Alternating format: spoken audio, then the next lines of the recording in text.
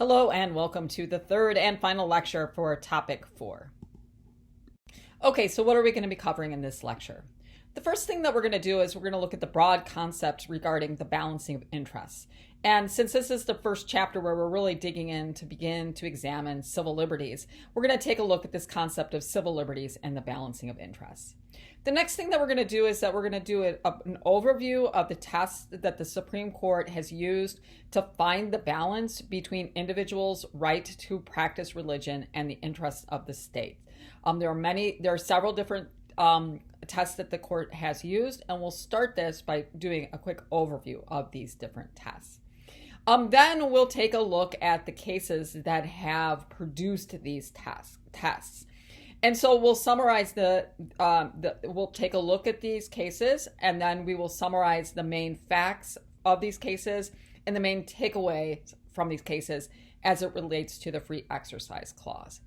So that's what we've got on the docket for this lecture. Now I want to remind you to make sure that you read the excerpts from the cases in the textbook, okay? This lecture is an overview of the cases, but it's not a substitution for actually reading the excerpts. So make sure that you read those. And also, we have office hours twice a week, and I'm more than happy to, set individualized office hours for you. So if you want to come in and talk about these cases, I'd be more than happy to do so because I love talking about Supreme Court cases. And then finally, I want to remind you that your first case brief is due March 8th. And so, the first case brief has to do with you select a case that deals with religious liberties. Either cases that deal with the free exercise clause or next week, the cases that deal with the establishment clause.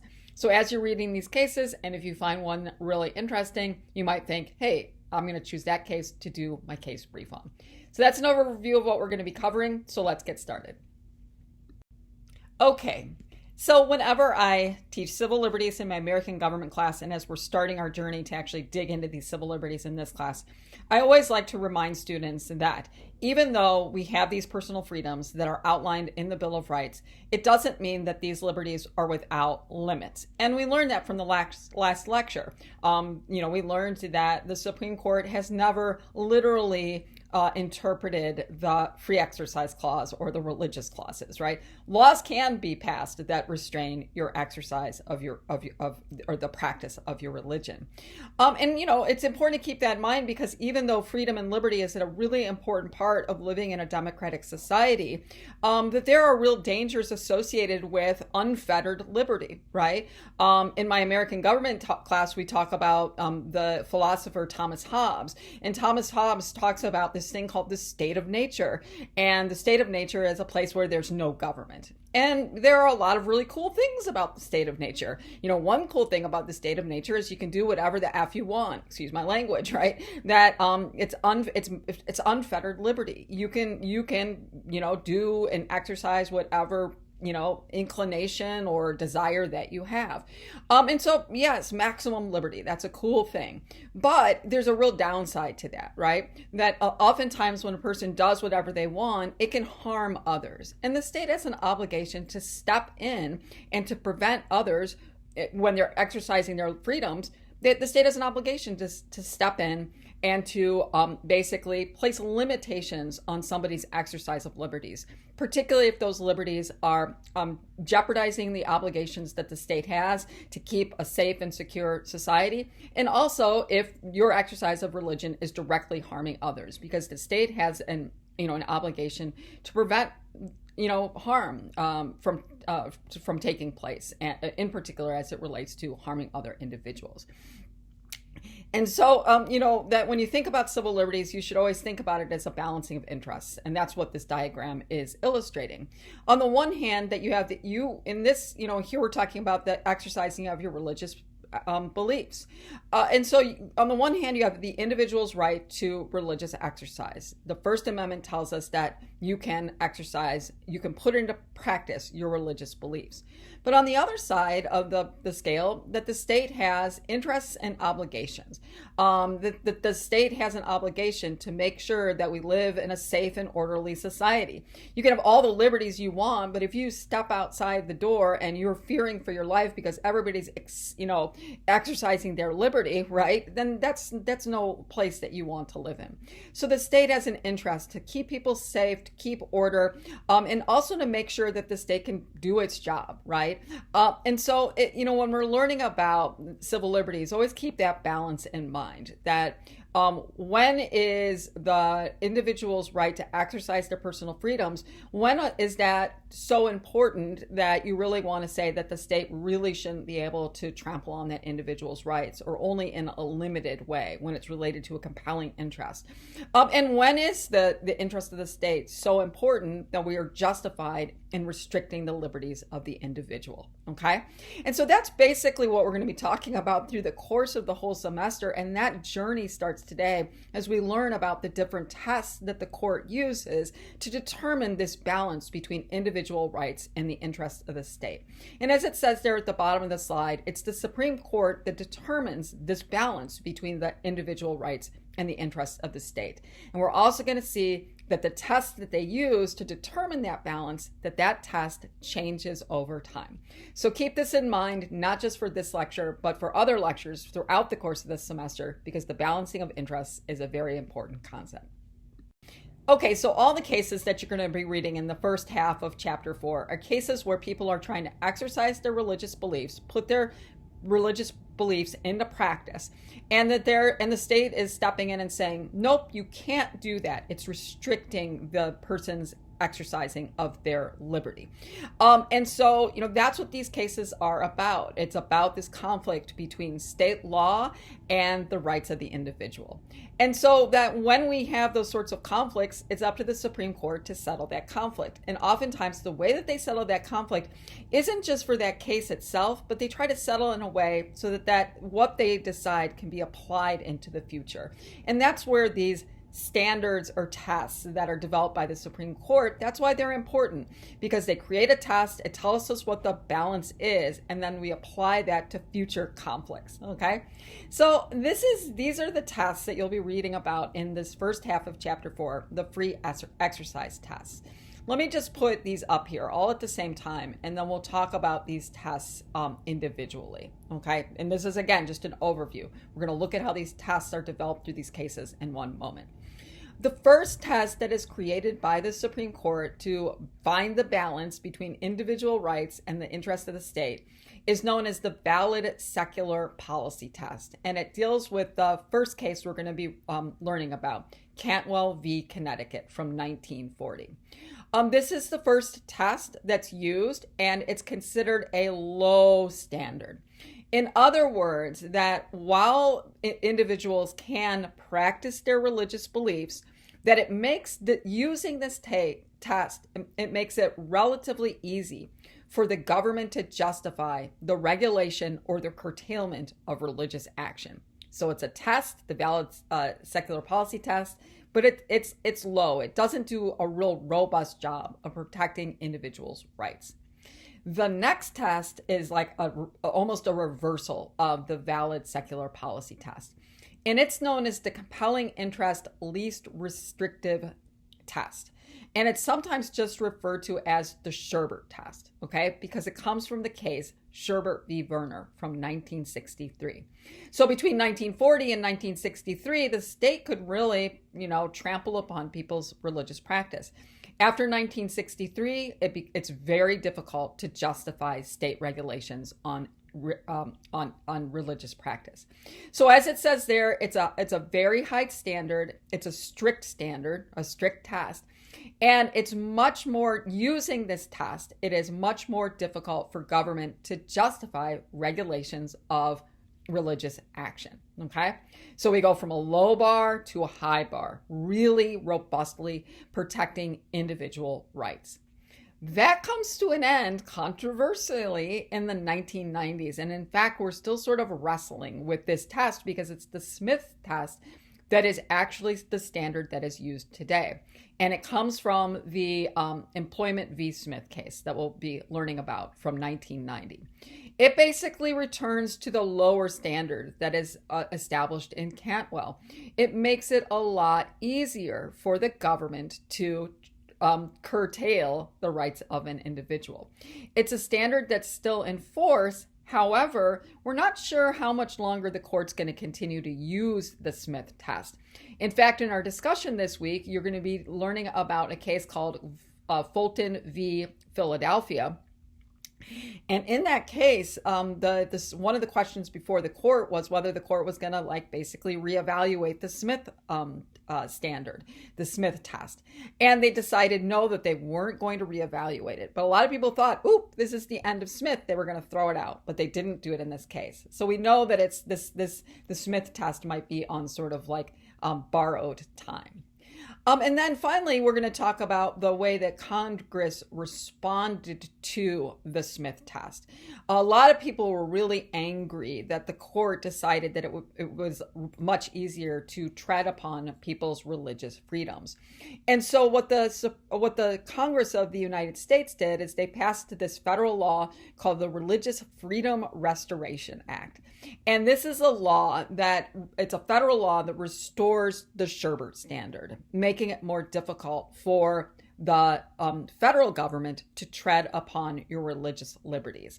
And so those are what we're going to be talking about. And we're also going to be talking about how states, until the Smith test is overturned, states have been passing their own state level religious freedom restoration acts. Okay. So that's an overview of the tests, so that when we're talking about how these tests are developed, you at least kind of know where we're going to. Now let's do the fun work at looking at the tests that have the cases that have created these tests. Okay, so these are the 4 most important cases for understanding the first test that the Supreme Court creates. Cantwell v. Connecticut, that is the case that creates the test. Then once the test is created, then new conflicts will come to the court, and then we'll see whether or not the Supreme Court is going to use or employ the test. So they create it in Cantwell, and then they apply it in 2 follow-up cases. Minersville versus Gobitis and Prince versus Massachusetts. These are the cases that employ the test. So we sort of know, hey, this is the standard.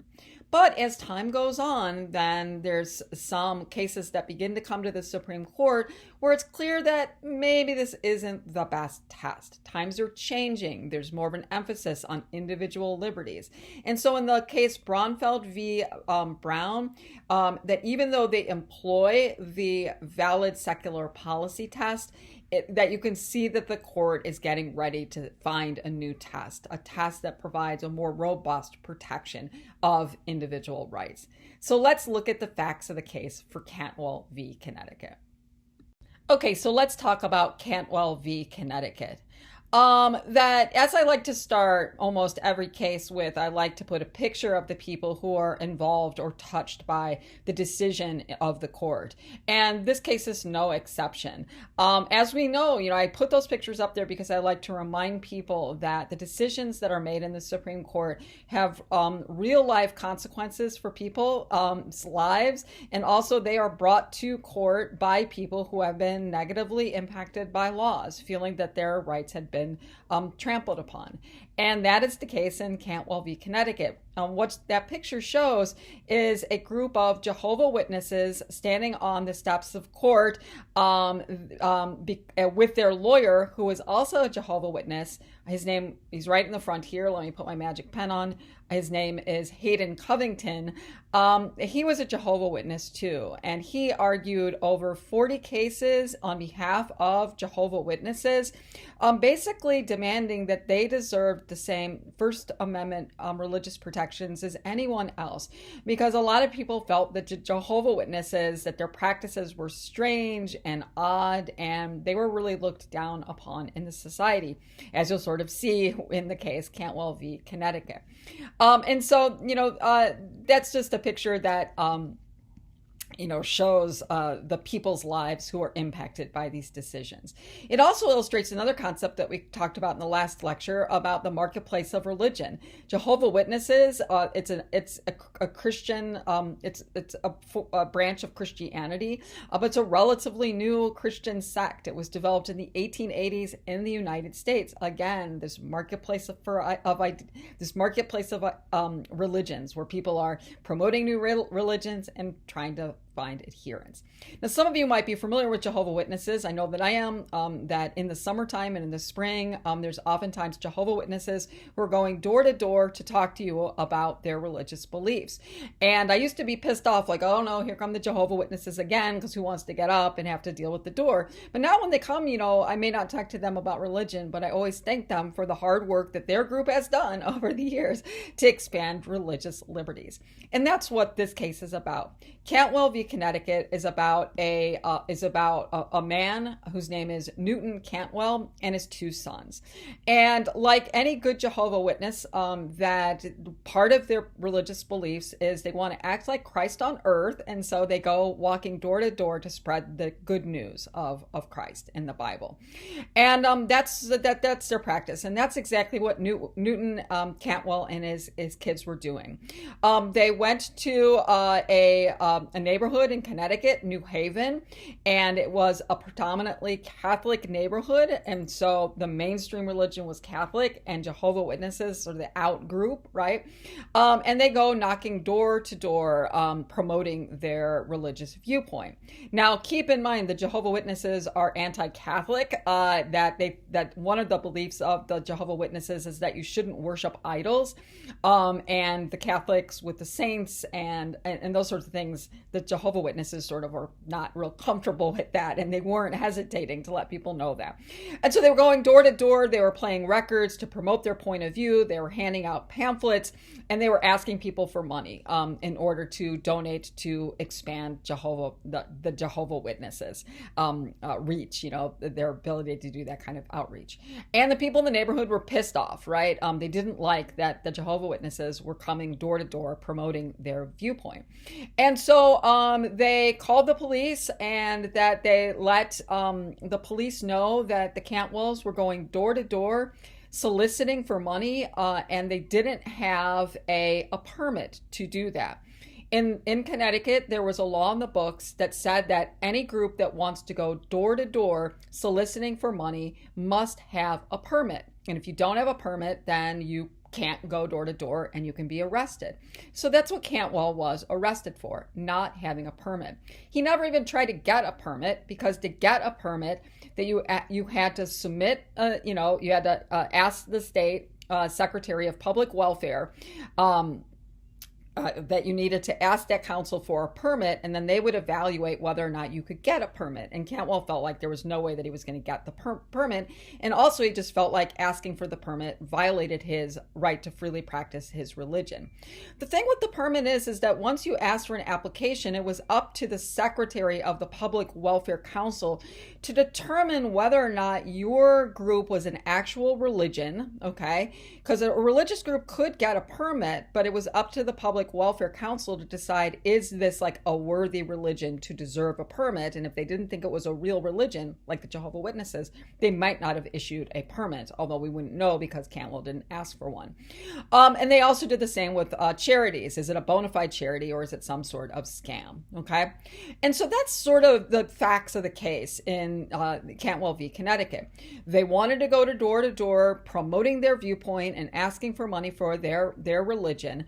They didn't have a permit. They got arrested and in trouble and charged with violating this law in the state of Connecticut. And they cried foul. Cantwell and his son said, no way, that permit is violating my religious freedoms. And so the question before the court that we see there is, does the free exercise clause, well, there are two questions before the court.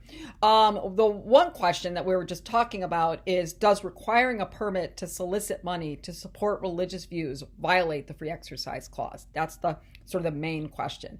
But this was the first time that somebody tried to, explore whether or not the free exercise clause applied to the states, remember, incorporation. So that was the other question before the court.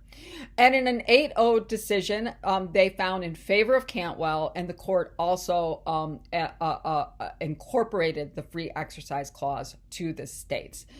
They said that, yes, this Connecticut law violated the free exercise clause, that the Connecticut law requiring a certificate in order to solicit is unconstitutional. So let's quickly look at the reasoning of the court. Why did they think that that law was unconstitutional, and what does it tell us about the exercise of one's religious beliefs? Okay, so let's look at the reasoning of the court in Cantwell v. Connecticut. First, the court said that the state can regulate actions that are motivated by religious beliefs. Okay, so that's the long tradition we talked about last class period. That from the get-go, there was always an assumption that the free exercise clause wasn't going to be read literally, and that the state can regulate religious practice. So basically that it's okay to make the people going door to door from a religious group, it's okay for them to get a permit because the permit has a valid secular purpose. And so in other words, that, hey, that it's okay to ask groups going door to door for a permit because then when you get the permit that you might be told that there's a certain place where you can, proselytize, or a certain place where you could solicit for money, the time that you can do it, like you can only do it from 9 a.m. until 5 p.m., right? During, when people are home and not busy eating dinner. And also, that the permit could prevent fraud, that you could sort of see, hey, is this group a legitimate group or is this group sort of fraudulent? So you might be asking yourself, well, isn't that the purpose of the permitting that that the state of Connecticut was instituting? Like, what was wrong with their permitting? Because remember, they fined for Cantwell. What they say is that it's okay to ask for a permit, but the law itself was not employed in a non-discriminatory way. That because the head of the Public Affairs Council, the one who granted the permits, they had the power to determine which religion deserves to get a permit. From the court's perspective, they said that yes, the permit had a valid secular purpose, but that it was not neutral in terms of religion. That it very well that the head of the Public Welfare Council could give the permits to Catholics, but not give it to Jehovah's Witnesses. And that's why they found this law to be unconstitutional. They basically said it sort of amounted to censorship, that the way that this law was designed was to basically censor religious viewpoints that the state didn't agree with. And that's why they found this law unconstitutional. So let's look at the takeaways from Cantwell. Okay, so what are the key takeaways from Cantwell v. Connecticut, and why is it an important case? Well, one reason it's important is because it incorporates the free exercise clause to the states. Up to this point, we weren't sure if that provision of the First Amendment applied to the states. After Cantwell, we know that it does, and it's a good illustration of a selective incorporation, right? We go liberty by liberty, and those liberties are incorporated to the states case by case, and Cantwell was one of those cases. Another reason it's important is it reinforces the belief-action dichotomy that, as we talked about in the last lecture, that you can believe whatever you want when it comes to religion. That's absolutely protected, but action can be regulated, and it will be regulated. And then, obviously, it's an important case because it establishes the first test that's used for figuring out whether or not the state is justified in restricting or trampling upon the religious liberties of the individual. It establishes the valid secular policy test. It's saying for a state law that to be considered constitutional, if that state law in some way impinges upon somebody's religious exercise, that first the state law must serve a legitimate non-religious goal.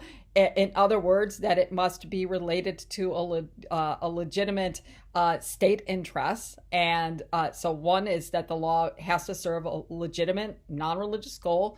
The law must be neutral in its application, and that any intrusion on the practice of religion is incidental, right? That it's not so, this regulation isn't so great that it makes it nearly impossible for somebody to practice their religion. That it could trample on your religious practice, but in a way that isn't making it like completely impossible for you to practice your religion.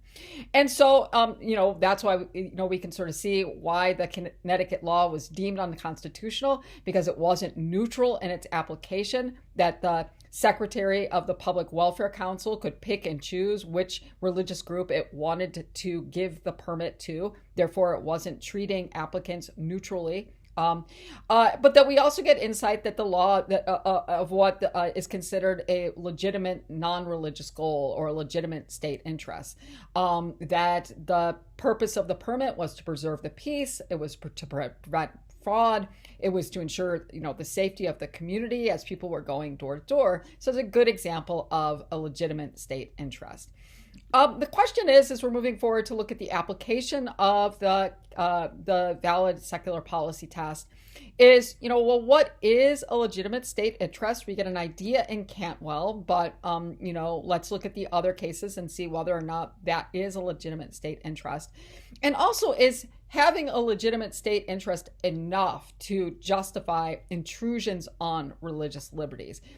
Really, a lot of regulations could be justified under the, saying that, well, this is a legitimate role for the state to play, but thus making it pretty easy to trample on people's religious freedoms. But is that enough? Do we need more than a legitimate state interest in order to justify trampling on people's religious freedoms? So let's look at the cases in which this test was applied.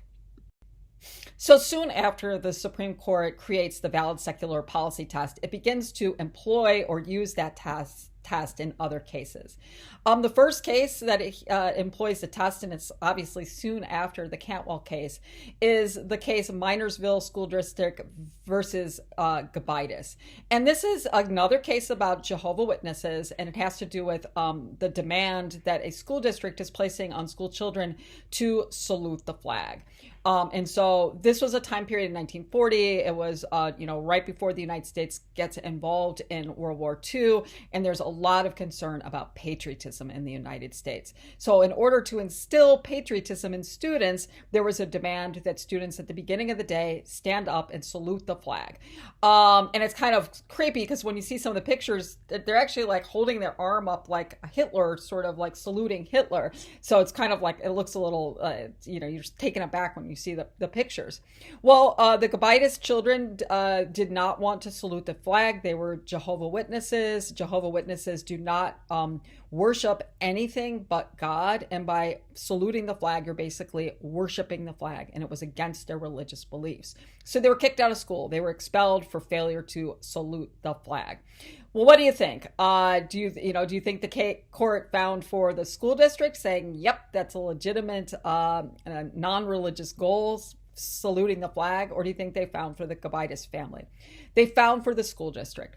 They basically said that the school district's policy of saluting the flag promoted patriotism, and the promoting of patriotism was a legitimate state interest, and that regardless of the LIBERTIES family's religious belief, they would either have to salute the flag or that their kids would be expelled from school. So again, a really low standard in terms of religious protection. There was huge outcry after the decision in Minersville, in particular because Jehovah's Witnesses were being harmed in Nazi Germany. They were forced to salute, they wouldn't salute, and they were being killed for it.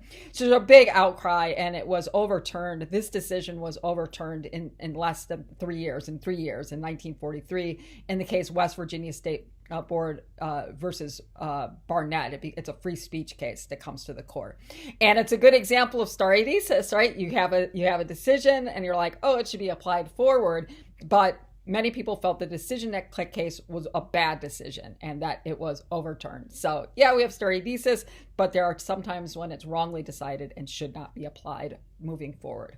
Prince v. Massachusetts, again, has to do with Jehovah's Witnesses. In this case, a family was selling magazines in the town square in Massachusetts, and that Massachusetts had a law on the books forbidding child labor. And so this child who was selling the magazine subscriptions or the magazines asking people for money, that the state said that the family got in trouble for doing that, for violating the child child labor law. And the court ruled in favor of the state. They basically said, hey, the child labor laws are there for a reason. Taking your kid out to work with the family to proselytize and sell their religious magazines. Hey, adults can do it, but children can't. The state has to protect children. There was also just outcry for that too, because children's work on farms and the family farm, and they, doesn't seem to be a violation of the child labor laws. It was sort of seen as discriminatory.